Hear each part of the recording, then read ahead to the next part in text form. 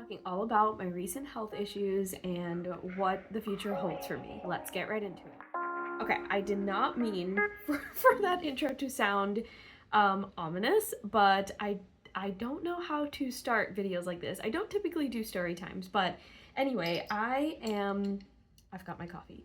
I am going to be kind of doing a trial of makeup on myself while I talk you through what has been going on with me in terms of my health lately. I am doing a trial of makeup because I am attending a wedding really soon and I haven't worn makeup in a few months, so I just want to make sure that I'm doing the right thing now instead of when I'm already there, so I don't have like a whole episode while I'm getting ready for the actual wedding. So that's what we're doing. First of all, let's start with the first incident, because there were 2 incidents in total.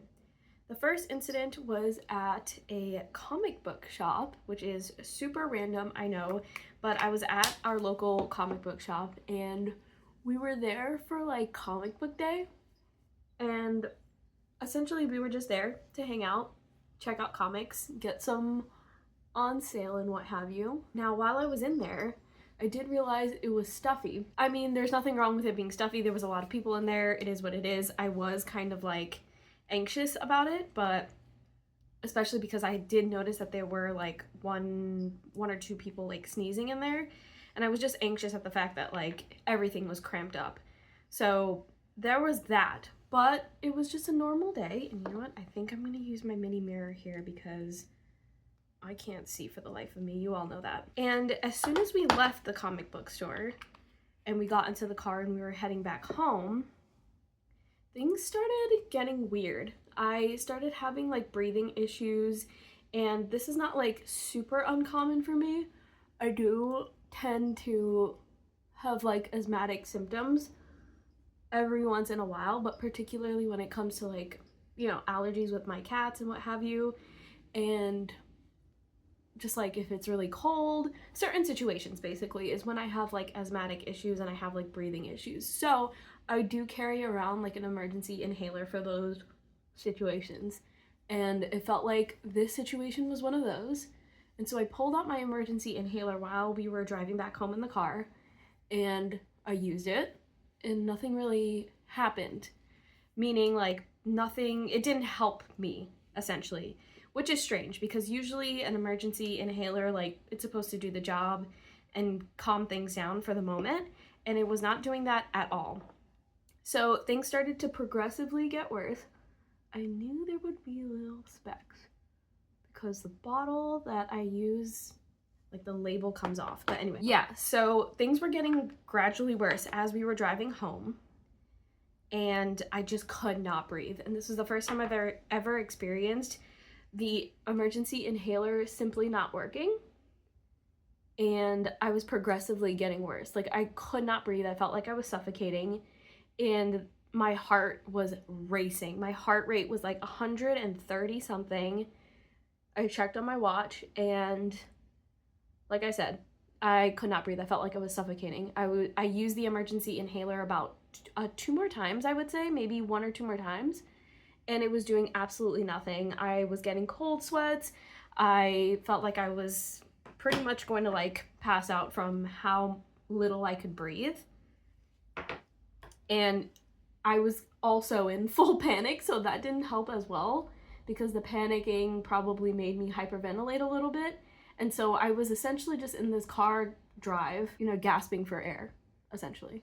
So luckily we were in the nearby area. We were very close to home. Because we were close to home, I was able to get home and use a nebulizer, which is something that Ian has because he has asthma. He's prescribed, or he's like diagnosed as asthmatic. And so I used his nebulizer, which is kind of like a generic nebulizer that anyone can purchase. You just get like the medication for it prescribed to you, and then you can use the nebulizer. So we used it in this emergency situation, given the fact that I was clearly having breathing issues, lung issues. What is she doing? And after about 30 minutes or so, things got better. Very slowly, but things did get better. And I was able to get back to pretty much normal by, you know, the end of the 30 minutes. She's like pulling at my hoodie string. So that was the first incident. Things went back to normal. It really freaked me out because I really was like panting, gasping for air. I felt like I almost needed to call emergency services because I could not breathe. That was the first incident. Things got squared away. Okay. I figured that it was like there was something at the comic book shop that triggered me, and I just didn't know what it was, but another person was sneezing in there as well. So I figured there was just something stuffy in the comic book shop that kind of made me get triggered. And I will also say, like, this is not particularly an incident, but I have been to another bookstore in the past where it's kind of it was stuffy in there, it was busy, and I did get like kind of wheezy, if that makes sense. So I just kind of put two and two together, and I was like, okay, well, this was just a much more extreme situation because the comic book shop was very cramped for this event, and so that was that. So that happened. I hope I know what I'm doing here.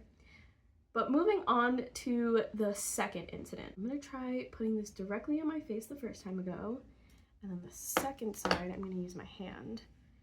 But anyway, the second incident was 1 week later. Literally 1 week later. What happened was we went to the mall. We were going to pick up some things, and we went to a far mall this time around because this mall had certain stores in particular that I wanted to go to. And so it was about a 30-minute drive, which is not too long for us, but it was a 30-minute drive and a long distance. So we were far away, basically. And we went to the mall. We were not there for too long, and I went to go use the bathroom. The bathroom was a little bit busy. There was a line in there, but you know, standard mall bathroom, I would say. I went to the bathroom, came out of the bathroom, everything was fine. I walked maybe 10 steps to the escalator, and suddenly I couldn't breathe again. It felt very similar, if not the same exact way as what happened the week prior. And as soon as I noticed it, I waited like maybe a minute or two, and I told Ian, by the way, Ian was with me for both of these incidents, but I told Ian, like, something's wrong. Something is definitely wrong. And not only was I having breathing issues, but my throat, not my throat, but the top of my mouth started itching really, really badly. Like I wanted to just, you know, grind at the top of my mouth and scratch it.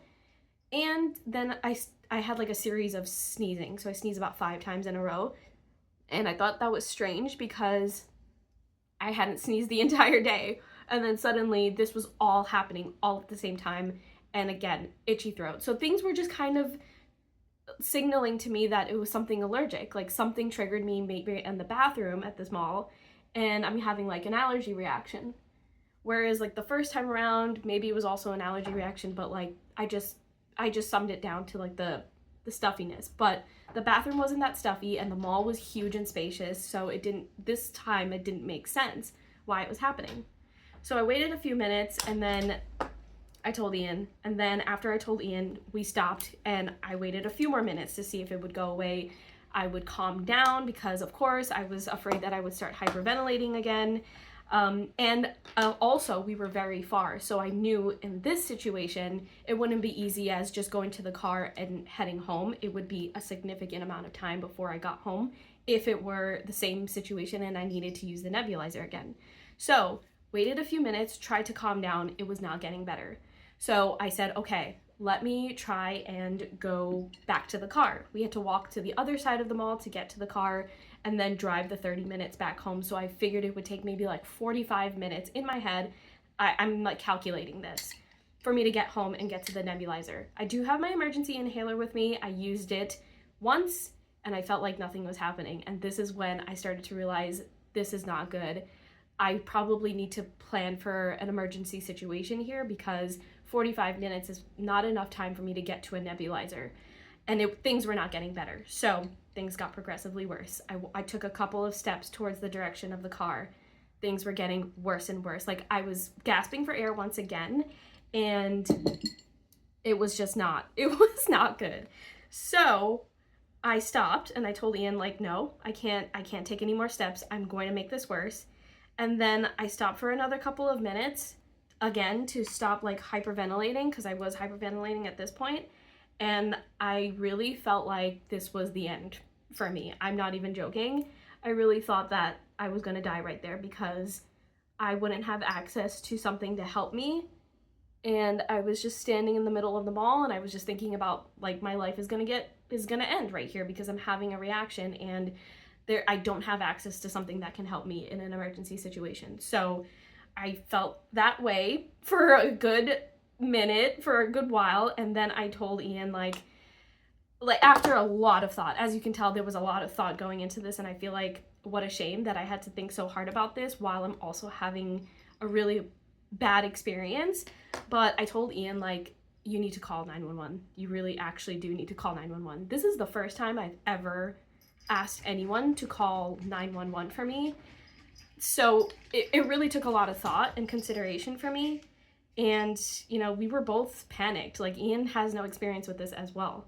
So it took some convincing for both of us to know what to do and try to find a security guard and whatever and all of that stuff. But then Ian just called 911. Once he called 911, the people, like the security or the mall cops, were alerted that like a 911 call was made in the mall. And luckily there was a cop at the mall there with resources. By the way, when we talked to the emergency services, like the 911 operator, they gave us a bunch of tips. They got me to they basically gave us some tips on how to get me to calm down and just like sit down and relax and wait for the mall cop to arrive. I'm using this blush on my lip because I don't have anything for my lip. And if it looks good, I might have to get something for my lip or just use this. Sat down, tried to calm down. Things were not getting better at all throughout this entire thing, by the way. Mall cop arrived. They had like oxygen to give me. They thought that it would help. The oxygen did get me to not be like gasping for air as much, but it didn't help. And so they needed to call more people for like backup essentially. And so there was like a local, I wouldn't say like, it was like a volunteer service. They came in and they had a nebulizer. When we told them like all of my history and what have you, and they asked me if I wanted to use the nebulizer, I was like, absolutely yes. And so they got me onto the nebulizer, and that's when I was like, okay, I'm not suffocating, panting on my last breaths kind of feeling. And so I was essentially on the nebulizer for a good time. That escalated to me ending up going to the hospital in an ambulance. Once again, I've never done this before. I've never been in an ambulance before. I've never been to the emergency room before. All of this is the first time I've ever experienced something like this. So I was really overwhelmed. I had so much anxiety. I was hyperventilating. I was scared that I was gonna die. I was scared, like, I also felt in debt to all of these people because they came out. There were a lot of people. There were so many people talking to me, strapping me onto things, doing this, doing that, talking to Ian, asking all these random things. And it was so overwhelming, and it was very, very emotional for me. So I was fully freaking out. Anyway, we got to the hospital, we got to the ER, they put me on a bunch of stuff, they started running tests, what have you. I was clear to go that same day, not too long afterward, like a few hours afterward, but I was clear to go. And essentially at the ER, they didn't know what it was. They couldn't really single out what it was, but they assumed that it was like an allergic reaction and I got triggered by something in the mall. I don't know what else I should add. I'm kind of trying to keep minimal here, especially because it's gonna be hot where I'm going. But yeah, so they couldn't really distinguish exactly what happened to me, but that was the general consensus. Like, I got triggered by something. I need to do tests with my general doctor. I need to take a lot of like blood tests and stuff like that, and then figure it out from there. So that was the biggest incident where I was like, okay, I need to do something about this immediately because it happened twice in 2 weeks. If it happens again, I don't want to continuously be living at the emergency room. I need to have a plan. So, spoke with my doctor very shortly after, maybe like a couple of days after, and we started running tests. And then it was a waiting game to see what the test came out as. And essentially, based off of like the experience, based off of what my doctor heard, what, you know, the emergency people had said, or the hospital had said, it was most likely an allergic thing. And so we did a lot of tests for that. And it turns out I am severely allergic to a lot of things. So after all of the tests and figuring things out, that is what we've come to. I am allergic to a lot of things. I'm allergic to 26 things at this point. Apparently, you can be allergic to so many things right now, and then later on you cannot be allergic to these things. For example, 2 years ago I was allergic to corn. This year I'm not allergic to corn. So I'm allergic to a lot of things, and unfortunately the way that my allergies trigger me, it seems like allergies trigger me in the respiratory kind of way. So not like the sniffling, coughing, runny eyes kind of reaction, or the closing of the throat reaction, but more so like my lungs get hit immediately. And so the plan is to avoid my allergens, unfortunately, because I'm allergic to 26 things, and a lot of those things are environmental based. It's really hard to avoid. My doctor basically said, stay inside, which is not exactly ideal or practical, but I understand why she recommended that, because a lot of the things that could trigger me are just simply things in the air, and I would never know what exactly hit me. And that's exactly what probably happened at the bookstore, at the comic book store, in the bathroom of the mall, things like that. So basically, I'm just trying to avoid my allergens. And when I say environmental allergens, I mean things like, sure, pollen, but it can also be as tiny as dust mites. It can be as small as mold. So things truly that you can't see. And so what I'm doing right now is avoiding the allergens as best as I can. But of course, that's clearly hard to do when some things you just don't know is like out in the air. But that's kind of the plan, and I also am now walking around with an emergency kit at all times, which includes my emergency inhaler and a nebulizer, a portable nebulizer. Now, I will say, after those two big incidents, I did end up having another reaction in the house not too long ago. I would say it's actually been a week ago. I was just in my office, as I am every single day of the work week. I was on my walking pad. The only difference this day was that I opened up all of the windows in the office.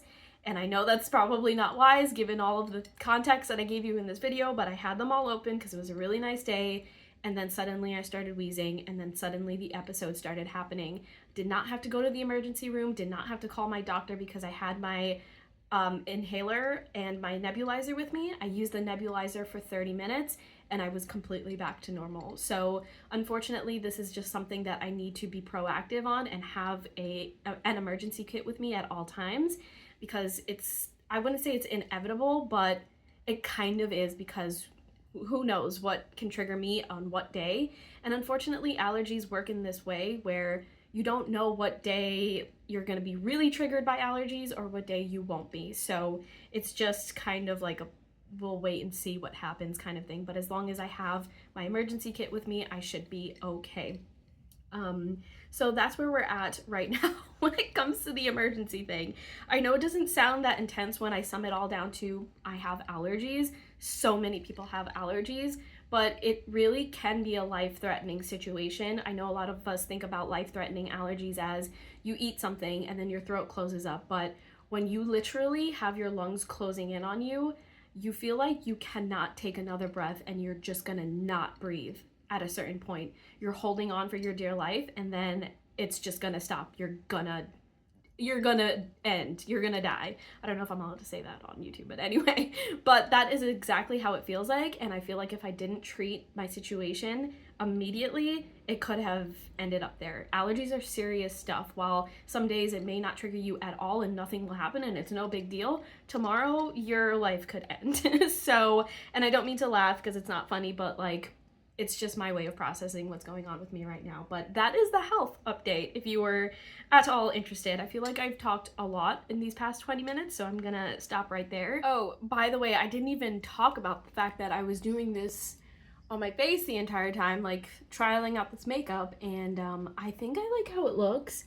I think I can fix up the blush a little bit more. Of course, on one side I did like directly on my face, and then the other side I patted it in. I'll probably do the patting in for the next time, but I'm going for like a sun-kissed kind of vibe, which is why I kind of spreaded it across my nose as well. I like how it looks. I think it's really nice and simple, which is what I'm going for, particularly because my outfit is going to be very like detailed and it's going to be hot, so I don't need to do anything too extra on my face. All right, if you have any questions about allergies, if you have any questions about like the lung situation, I know that's probably the lesser known kind of symptoms of having an allergic reaction.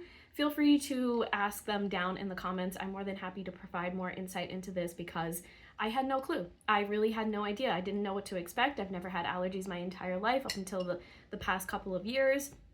And so this is all super new to me, and if I can help anybody, I am happy to do so. But I hope this was interesting. I hope you nosy fellas are happy now that I've divulged into all of the details that have been happening over the past month in May. But I appreciate you. I don't mean to say that in like a critical way. I'm just being silly. But thank you so much for being here, and I will talk to you in next week's video.